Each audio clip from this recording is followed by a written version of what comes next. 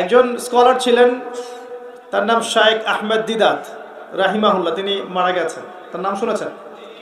Doctor Zakir Naik যাকে দেখে inspired হয়েছিলেন, মনে আছে? উনি কিন্তু বেশি এডুকেটেড ছিলেন না এই দিক থেকে, মানে সার্টিফিকেটের দিক থেকে।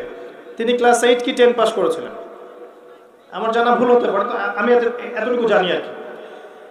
কিন্তু তিনি কোরআন সুন্নাহকে গবেষণা করে খ্রিস্টান মিশনারিদের এগেনস্টে এমন কাজ করেছিলেন যে প্রচুর খ্রিস্টান তার লেকচার শুনে মুসলিম হয়েছে। এবং দাওয়ার ক্ষেত্রে তিনি ছিলেন অনেক কঠোর।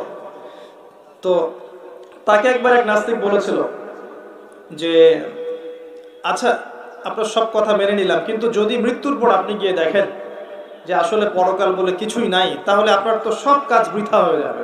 দুনিয়াতে এত কষ্ট করছেন, কথা বুঝতে পারছেন না? দুনিয়াতে এত কষ্ট করছেন, নামাজ পড়ছেন, রোজা রাখছেন, হারাম খাচ্ছেন না, দুনিয়াকে এনজয় করছেন না, আমরা তো এনজয় করছি। আপনি যদি পরকালে গিয়ে দেখেন পরকাল বলে কিছু নাই, তাহলে কি হবে? তখন উনি বলছেন যে আমি যদি পরকালে গিয়ে দেখি যে পরকাল বলে কিছু নাই, সেটা ওই অবস্থার চেয়ে ভালো হবে তুমি পরকালে গিয়ে দেখলা সত্যি পরকাল বলে কিছু আছে। কথা বুঝেন নাই? মাথার উপর দিয়ে গেছে। একজন নাস্তিক যদি পরকালে গিয়ে দেখে যে সত্যি পরকাল বলে কিছু আছে, কবরের আযাব আছে, জাহান্নাম আছে, আল্লাহ শাস্তি আছে, ওর অবস্থার চেয়ে তো এই অবস্থা ভালো যে গিয়ে দেখলাম আসলে কিছু নাই। কথা বুঝতে পারেন নাই? তো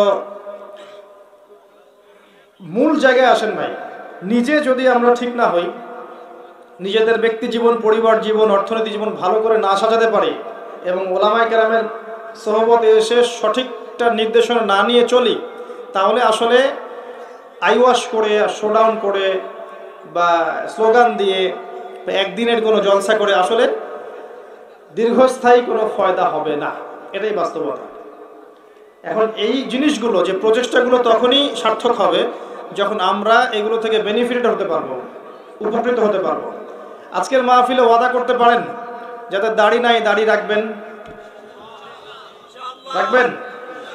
আগামী রমজান আসার আগেই মুখ ভর্তি দাড়ি দেখতে চাই, পারা যাবে ইনশাআল্লাহ? দাড়ি রাখলে খারাপ লাগে দেখতে? দাড়ি না রাখলে কি আপনাকে স্মার্ট লাগে মনে করেছেন? দাড়ি না রাখলে আপনাকে কাপুরুষের মতো লাগে। আপনি জানেন এটা? না রাখলে আপনাকে কাপুরুষের মতো লাগে। আগেকার যত সিংহ পুরুষ ছিল সবার গাল ভর্তি দাড়ি ছিল। আমরা তো আফসোস করি যে আমাদের গাল ভর্তি দাড়ি হয়নি কেন।